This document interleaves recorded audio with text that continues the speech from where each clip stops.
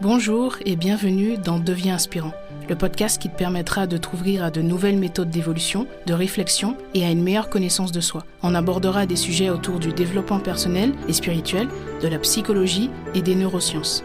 Je suis Jélissa Cerveau et je serai ton cobaye. J'apprends, j'expérimente ce que font des personnes inspirantes et qui réussissent et je te transmets ce qui fonctionne le mieux dans le but de t'aider à devenir la personne que tu veux être et à inspirer ton monde.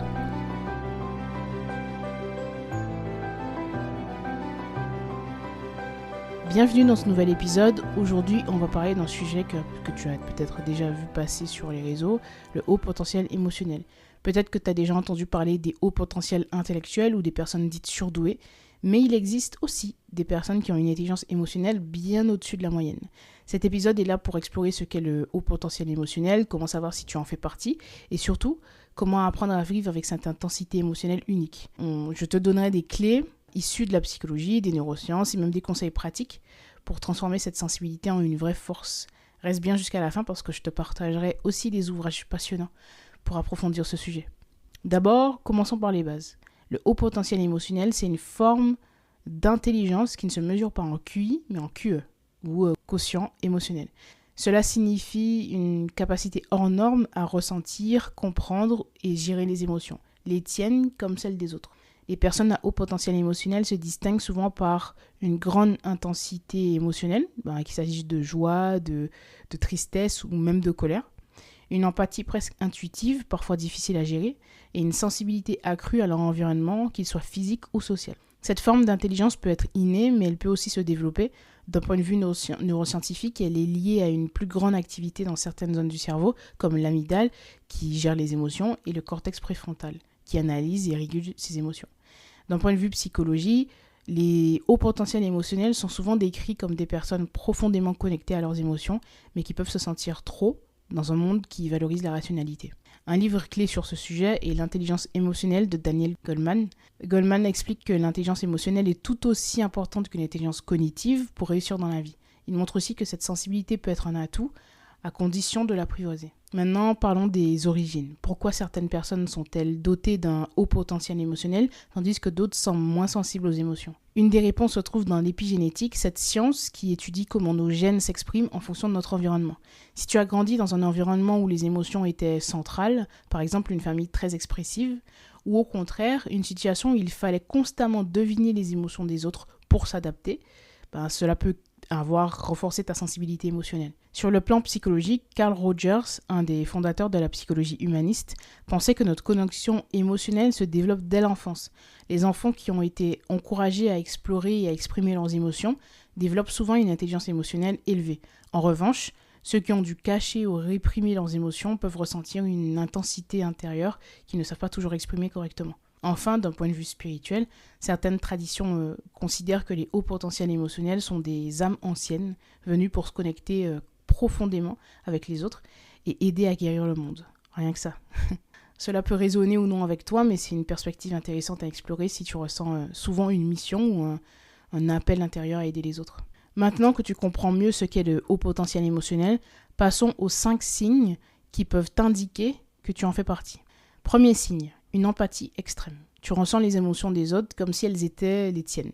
Parfois, ça te submerge car tu as du mal à distinguer tes propres émotions de celles des autres. Par exemple, si un ami est stressé, tu peux ressentir ce stress physiquement, même sans qu'il te dise un mot.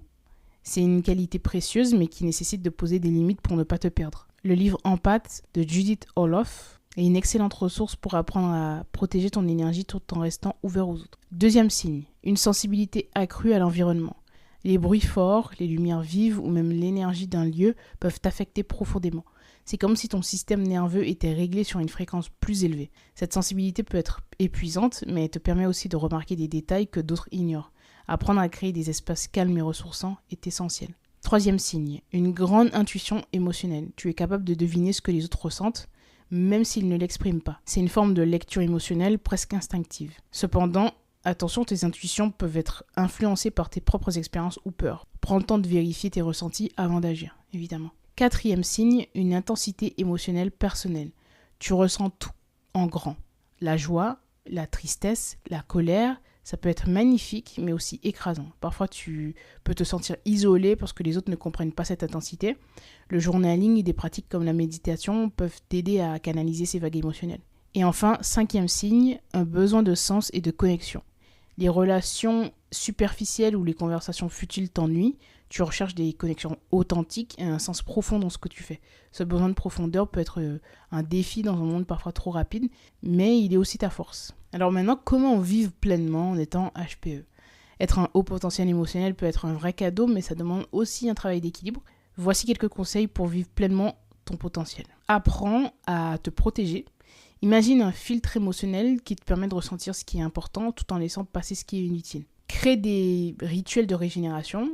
Après une journée intense, par exemple, offre-toi un moment de calme, lecture, méditation ou simplement une promenade dans la nature. Travaille sur ta régulation émotionnelle, donc prends le temps d'identifier ce que tu ressens sans jugement. Utilise des outils comme la cohérence cardiaque ou l'écriture pour apaiser tes émotions. Entoure-toi de personnes qui te comprennent. Cherche des cercles où ton intensité émotionnelle est vue comme une richesse, pas comme une excentricité. Et enfin, utilise ton potentiel pour aider. Que ce soit dans tes relations personnelles ou professionnelles, ton empathie et ta sensibilité peuvent avoir un impact puissant. Trouve des moyens de les mettre au service des autres. Pour conclure, si cet épisode t'a parlé, je te recommande de lire quelques ouvrages pour approfondir le sujet. Le premier que j'ai cité tout à l'heure, L'intelligence émotionnelle de Daniel Goleman, une référence sur le sujet. Deuxième ouvrage, Hypersensible, mieux se comprendre de Hélène Aron, un livre pour explorer ta sensibilité. Et enfin, Empathe, désolé pour cet accent, de Judith Orloff, je crois que je prononce bien, j'espère, pour apprendre à gérer ton empathie sans t'épuiser. Être un haut potentiel émotionnel, ce n'est pas une faiblesse, c'est une richesse, mais comme toute richesse, il faut apprendre à la cultiver, à la protéger et à l'utiliser pour toi et pour les autres. Merci d'avoir écouté cet épisode.